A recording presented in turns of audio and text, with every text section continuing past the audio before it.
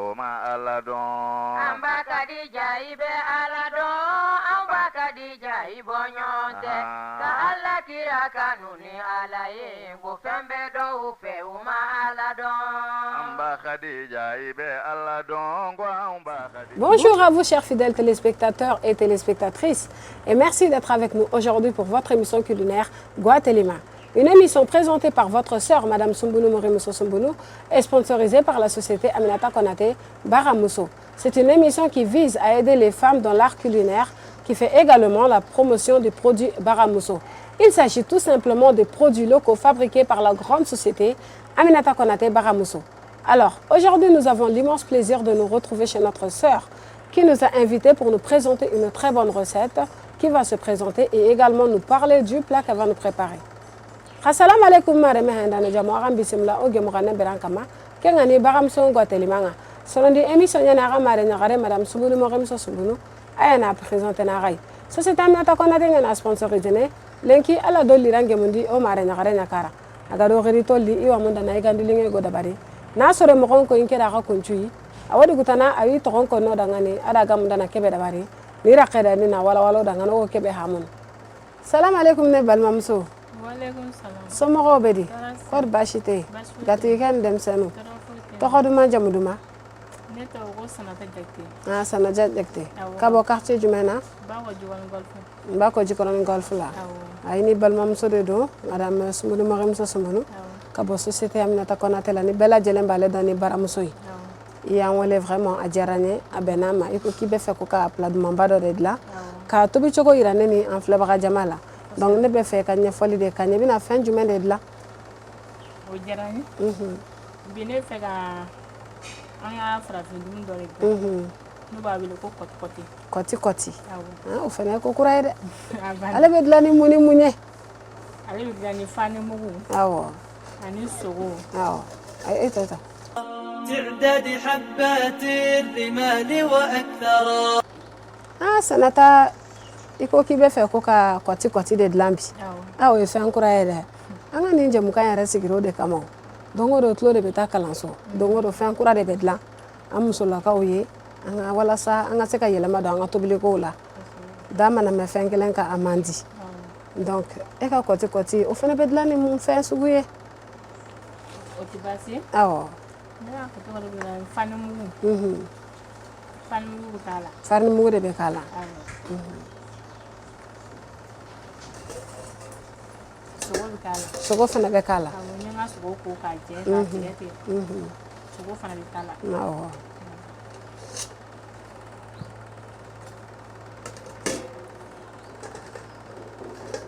Légumes kɛnɛw. N'olu fana tigɛ tigɛ fana. O fana bɛ k'a la. O fana bɛ k'a la. N balimamuso Sanata, i bɔra k'i ka présentation kɛ sisan. I ye sogo yira, ka légumes yira, ka farine yira. Donc ne bɛ fɛ k'a dɔn kɔti-kɔti in o, a bɛ se ka dilan ni farine dɔrɔn de ye wa tali fɛn wɛrɛ bɛ se ka kɛ k'a dilan min ni farine tɛ kelen ye? I ka o ɲininkali diyara n ye kosɛbɛ. Awɔ. Fɛn caman caman bɛ se k'a dilan. N'o y'an ka sumanfɛnw ye. Saɲɔ bɛ se k'a dilan. Malo bɛ se k'a dilan. Awɔ, saɲɔ bɛ se ka k'a la. Malo fana bɛ se ka k'a la. Awɔ. N'a ka i b'a dilan ni saɲɔ ye. Saɲɔ mugu. Awɔ. N'a ka i fana i b'a dilan ni malo mugu ye. Malo mugu. Awɔ. Mais ne bɛ ka n ta kɛ ni fani mugu. Farine mugu de sinon a saba bɛɛ bɛ se ka kɛ. Curiosité de tun bɛ ne la. Lala don dɔ la an yɛrɛ n'an yɛrɛ bila a la. Ayiwa faamuya sɔrɔla a la. Donc comme i yɛrɛ bɔra k'a ɲɛfɔ cogo min, i ko k'i bɛ fɛ ko ka kɔti-kɔti de dilan. Ale ye fan jumɛn dumuni ye de? Jɛnɛkaw ka dumuni de don. Jɛnɛkaw ka dumuni de don. Ne y'a ta n mamuso ka dugu la. Awɔ. Jebe. Jebe. Voilà, olu de tun bɛ to k'a dilan. Ok. Donc an tɛgɛlankolon yɛrɛ fana ma na ni baramuso ka produit nana ka na d'i ma i k'i yɛrɛ dɛmɛ k'i ka tobili in kɛ nɔgɔya la, lafiya la, saniya kɔnɔna na. I ka bonya filɛ nin ye. O diyara n ye kosɛbɛ. تعداد حبات الرمال وأكثر. N ka daga sigi. I bɛ n'i ka daga sigi. Awɔ. Ok. Mais yanni an ka daga sigi n bɛna n tɛgɛ ko. Ni baramuso ka ko ka jɛ. Awɔ. Baramuso ka ko ka jɛ. A ɲɔgɔnna kasa ka di. A b'i kanga. Kosɛbɛ. A bɛ kɛ ka minɛnɔgɔw ko. A bɛ kɛ ka fininɔgɔw ko. I ka ɲɛgɛn kɔnɔna kasa mana bɔ cogo o cogo. N'i y'a dɔɔni k'a la k'a kunna kasa bɛ kɛ A nɔgɔlan kasa ka di. kojugu. Ina kɛ k'an tɛgɛ ko sisan. Ayiwa.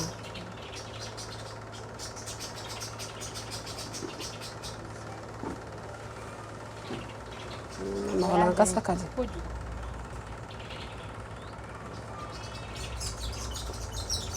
Ina k'a daga sigi. Ayiwa.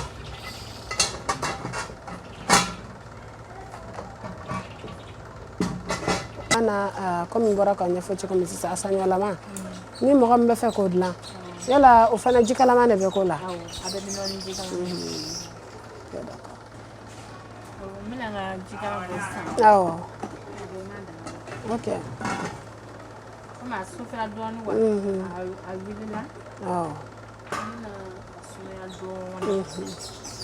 Eh bien voilà, chers fidèles téléspectateurs, comme vous le voyez, notre sœur vient de nous dire qu'elle allait nous préparer un bon plat qu'on appelle koti koti. C'est un plat typiquement yébé qui vient du nord du Mali. Pour préparer son bon plat, elle aura besoin de la farine. Comme vous le voyez. Elle aura également besoin de la viande. Elle l'avait, elle l'a coupée en petits morceaux. Et qu'elle avait également besoin des légumes comme de l'oignon, de la tomate et du poivron. Également besoin des produits Baramuso, y compris le piment aromatisé de Baramuso, sel oïde de Baramuso, sumbala de Baramuso, la moutarde de Baramuso, l'huile d'arachide Baramuso, le sheba de Baramuso, le poivre en poudre de Baramuso, le vinaigre de Baramuso, le dagani de Baramuso et le persil en poudre de Baramuso. Mare mehe ndana jamogo mo mare na garenga gira ko no da ngane mo gombe atike na munda na iganda da baroda kebe go khili koti koti koti koti ni gande ay na mbugu jenen ko ni gande nyane jenen ko ni gande nyane jamane kimbakandi. Donc pour na igande ke kada bari ha jungo kinyene kebe kempe kene farijura nye farijura ke ha kene ke atike nyanya na koti koti ke a koti koti ke lenki kenge ona hikurum ba sore mo ko tulu lenki lenki da ka kunchu on ka he ona o tarun chigindo na ketrin ka mo ko siri ona hamu yekitadi kenga na dange gati chien qawi magaire iwo ken qarunay ara cheke yankina labandi na kutu kutu na ro khollende ay kene ke non kaga na dangi jabawi kitengurere aro tomati aro poivron ati hajungo ke na kun qari kutu kutu ni misonde ati mari guta dinka dinka ngi imaga kenga ni bagamso maga hunga baramson pronto jurangi maga ay pisente baramson sapi jura oedi ken qawi kitengure baramson sumbalangi maga ere hajungo ke na ken qawi baramson mutardingi kitengure hajungo ke ay ado baramson tigate agoda barin titi kan qecce qeccenga nambugo société na takona tenga ya jungo ke na ken qawi baramson sheba jurangi kitengure baramson poivre jura ken qawi maga ya jungo ke na ado baramson vinaigre ya jungo ke na ken qawi pour ni cheke na moye njawandi ado baramson dagani aken kada barin ti chenye ya jungo ke na ken qawi baramson celery jura ada persil jura ken qawi kitengure ya jungo ke na kon qawi maga obeno ke kitengure ya jungo ke na pour ni gande ke da bari kuni hakene ke on kahi on daga ke koti koti lige ona haya goda barni mo gombe An kila nga pan mo non na. awo Na tuge daga la. Baramso tulu. تعداد حبات الرمال وأكثر. okay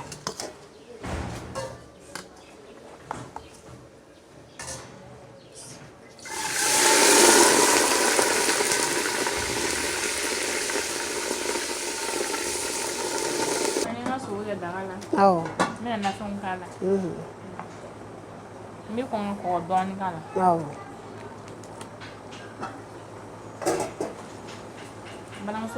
baramso ko hamugo Sheba. awo Sheba mu. wane sheba mugu de sheba kisama fene bambolo a sheba kisama be dagani kisama be tomate kisama be no jega mugu era fene kisama be no abe damu kele abe dlancho ko kele Na baramso mu kon Ah, na. okay. An muso kon la fiara ni. Ni baramso ko problem ko awo kala. ne a pauvre mugu m'o fana dɔɔni k'a la seleri mugu m'o fana dɔ k'a la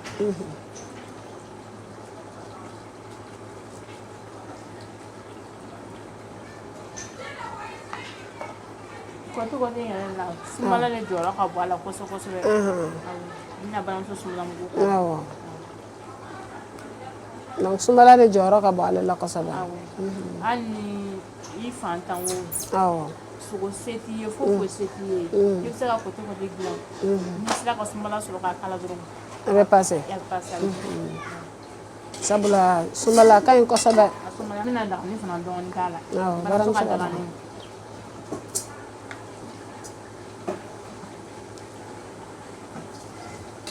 Chers téléspectateurs, je pense que vous avez compris grand-chose en regardant ce spécial de Baramuso.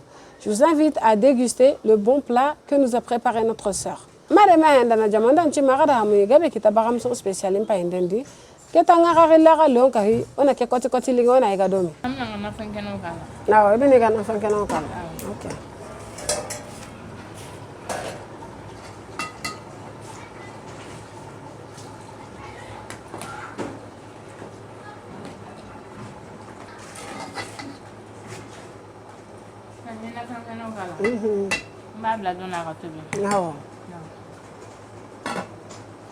Téléspectateurs, notre sœur a terminé de préparer son bon plat qu'on appelle le koti-koti. Avant la dégustation, je vous invite à regarder ensemble le spécial de Baramuso. Mare mehenda na jamu o mare nyagare aduguti koti-koti dinge ke da barni. Yere do bi chakine ga nga ngara la leon ka heona Baramuso spécial na haidome. Anga jamukan spécial Baramuso tako shekina ni akene daeleli. An b'an filɛlikɛ jama cɛ n'a muso fo denmisɛnnin fara mɔgɔkɔrɔba kan Mali kɔnɔ Mali kɔ kan an bɛ foli belebeleba di an ka client bɛɛ lajɛlen ma. Spécial Baramuso jɛmukan tago segina ni y'a kɛnɛ dayɛlɛlen ka bɔ société Aminata Konate la ni bɛɛ lajɛlen b'ale dɔn Baramuso ye n'ale ka baara ɲɛsinen don nafɛnw bayɛlɛmali ma. An ka bi jɛmukan dumanba n'o ye spécial Baramuso ye ale ɲɛsinen don fɛn min ma o de ye grillade Baramuso ye. Grillade Baramuso ale dilannen don n'an ka nakɔ kɔnɔfɛn gɛrɛgɛrɛw de ye minnu n'u nɔgɔlan kasa ka di i n'a fɔ layi, persil, céleri, muktardi kisɛ o n'olu ɲɔgɔnnaw. Grillade Baramuso ale ye suguya fila y'an bolo, a jilama bɛ a mugulama bɛ. Grillade Baramuso ale bɛ se ka kɛ dumunifɛn minnu na n'a dundala bɛ diya k'a sankɔrɔta o de y'an ka sɛ, sogo, jɛgɛ jenitaw, an ka salatiw ani an ka hors d'œuvre dumanw. Grillade Baramuso ale lasagolen don an bolo ni foroko cɛɲuw ni i n'a fɔ 15 grammes, 17 grammes, 150 grammes. A pot fɛnɛ bɛ yen nɔ o 250 grammes bɛ a 300 grammes bɛ a n'a 500 grammes. A yira nafa min b'a la o de ye B9, B6 ani BD. A sɔrɔ yɔrɔ n'a sɔrɔ cogo o man kan tɛ ka maa si kamana gan bilen. An ka ladala sugu Baramuso boutique sugu dayɛlɛlenw an'an ka alimentation a bɛ sɔrɔ nin bɛɛ lajɛlen na. A sɔrɔ ma nɔgɔman fɛnɛ bɛ yen nɔ min ka nɔgɔ ka tɛmɛ nin bɛɛ lajɛlen kan. An ka plateforme e-commerce sugu.baramuso.net a bɛ taa d'i ma f'i sigiyɔrɔ la. Baramuso nana an lafiya n'a ka grillade ye. Nin bɛ dan sigi an ka bi jɛmukan tako seginna na. An b'a fɛ ko k'an bɛn sigida nata wɛrɛ. Aw bayi bayi Baramuso i ta i ka kow ye. Chers fidèles téléspectateurs, bienvenue à votre 8e numéro de l'émission Spécial Baramuso. Le Spécial Baramuso est une émission réalisée et présentée par la société Aminata Konate pour vous donner des informations sur les produits Baramuso. Aujourd'hui, nous allons vous présenter les grillades Baramuso. Les grillades Baramuso sont des assaisonnements composés des épices comme l'ail, le persil, le céleri et les graines de moutarde qui sont séchées pour qu'elles dégagent de meilleures saveurs. Elles contiennent des éléments nutritionnels indispensables. Les grillades Baramuso marinent vos viandes, vos poissons, vos poulets. Elles relèvent aussi le goût de vos salades et vos hors d'œuvre. Elles sont en pâte et en poudre. Elles sont conditionnées en sachets de 15 grammes, 17 grammes et en pot de 150 grammes, de 200 grammes, de 300 grammes et de 500 grammes. Elles sont riches en vitamines B6, B2, B9, en calcium et en magnésium. On les trouve partout, dans les boutiques, les alimentations, les Sougou Baramuso, ou vous pouvez aussi faire votre commande sur notre plateforme e-commerce en tapant sougou.baramuso.net et vous serez livré sur place. Désormais, vous n'aurez plus de soucis à vous faire côté marinade. La grillade Baramuso, c'est la solution. C'est la fin du 8e numéro de notre émission spéciale Baramso. Nous nous donnons rendez-vous au prochain numéro. Bye bye.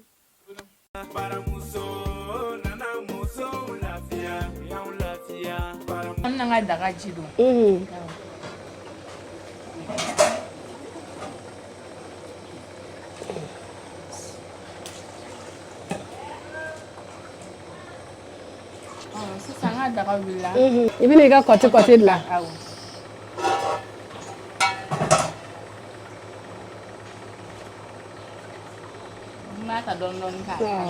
A bɛ fitinin dilan na.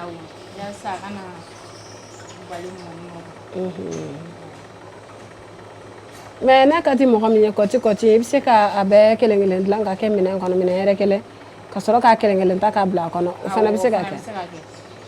N'a man ca i b'a dilan direct la mais n'a ka ca i b'a dilan ka kɛ minɛn kɔnɔ i b'a kelen ta mais comme ne y'a ye mamuso fɛ olu bi daga sigi daga wulilen u b'a dilan dɔrɔn k'a kelen bila a la. Ok, n ye faamuya sɔrɔ a la.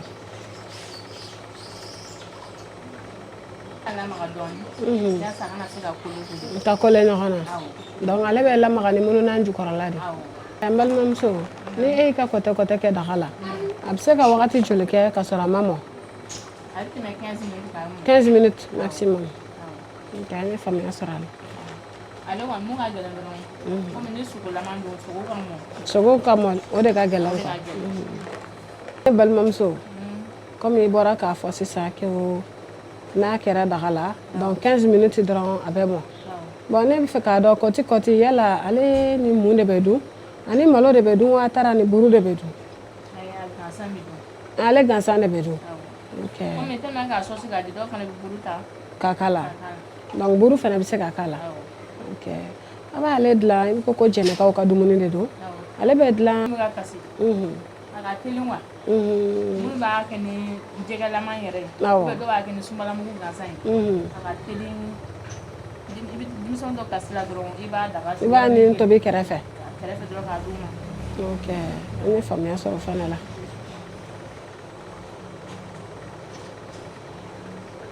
N'i ye sogolaman de ta sa o de bɛ tan ta dɔɔnin. Sogolaman de bɛ tan ta sinon a jɛgɛlaman fana bɛ yen. A jɛgɛlaman bɛ yen. A bɛ se ka kɛ ni sɛ fana ye. A bɛ se ka kɛ ni sɛ ye a gansan fana bɛ se ka kɛ. I da i ka balimamuso sunbala tanna. Sunbala in mana k'a la dɔrɔn hali ni sogo ma k'a la. A banna. Ale kɔni base ba ye sunbala ye. Ni sunbala b'a k'a la dɔrɔn hali ni sogo ma k'a la fo bɛɛ ma k'a la i b'a dun. Ayiwa n balimamuso Chantal komi i bɔra k'a fɔ cogo min i ka kɔti tiɲɛ yɛrɛ la a tɛ tɛmɛ nin kan i y'a fɔ cogo a bɛ ten tɔ. Nin dumuni in filɛ a tobi ka nɔgɔ fama bɛ se k'a dilan i n'a fɔ fantan yɛrɛ bɛ se k'a dilan cogo min i yɛrɛ bɔra k'a fɔ sisan ko n'a ka di ye k'i bɛ se k'a dilan ka sɔrɔ sogo ma k'a la jɛgɛ ma k'a la il suffit que sunbala ka y'a la dɔrɔn a banna et puis ça passe donc vraiment ni a diyara n ye a bɛnna ma don o don tulo bɛ taa kalanso de a diyara n ye. Ka bɔ Bakɔ Jikɔrɔni Golf la Konate a tigi a n'a baarakɛlaw ne ka foli b'u bɛɛ lajɛlen parce que u nana anw musow lafiyali de kama. An tɛ susuli kɛ bilen an tɛ nɔgɔ n'an fɛ mugu a jilama a sugu bɛɛ i mago b'a fɛn o fɛn min na i b'a bɛɛ sɔrɔ yen nɔ u nana an lafiyali dɔrɔn de kama ne kɔni ne b'u fo walayi ka Ala k'u ka baara taa ɲɛ halisa. Dumuni in diyara dɛ a diyara fo k'a faga an bɛ foli de di baramuso mɔgɔw ma Ala k'u bolo mɛn u ka baara la. Ne tɔgɔ Manca Sumunu ka bɔ Ɲamakɔrɔ ne nana n balimamuso ka dumuni fɛn a diyara yɛrɛ de. Ma filɛbaga jamaw ni an selen an ka jɛmukan kuncɛyɔrɔ la n'o ye baramuso ka guateliman ye an tun bɛ Bakɔ Jikɔrɔni ACI la an balimamuso n'o ye filamuso ye ale tun kɛlen bɛ ka kɔti de dilan k'o dilancogo yira ne ni aw la ni an selen a kuncɛyɔrɔ la n bɛ bɔ k'an filɛbaga bɛɛ lajɛlen fo jamana kɔnɔ ani jamana kɔ kan ka tila tuguni k'an lamɛnbagaw fo n'o ye Baraka Stili ye ka bɔ Dawurabu Kalaba lycée ɲɛtaso Karema k'a ɲɛsin gutɔrɔnda ma Cɔyi n bɛ bɔ k'a fo dan tɛ foli min na k'an ka makiyɛlikɛla fɔ n'o ye Mariyamu Kɔnate ye cité UNICEF la n b'a fo dan tɛ foli min na n bɛ bɔ k'an ka département communication baarakɛɲɔgɔnw ka bɛɛ lajɛlen fo dan tɛ foli min na a k'an bɛɛ sigida nata wɛrɛ bye bye. تعداد حبات الرمال وأكثر. ala kira kanuni ala ye wa fɛn bɛ dɔw fɛ o ma ala dɔn. An ba Kadija i bɛ Ala dɔn, an ba Kadija Khadija ibonyonte ka alla kira kanuni alaye ko fembe do fe uma ala don amba Khadija ibe Allah Amso, itai ka ko ye.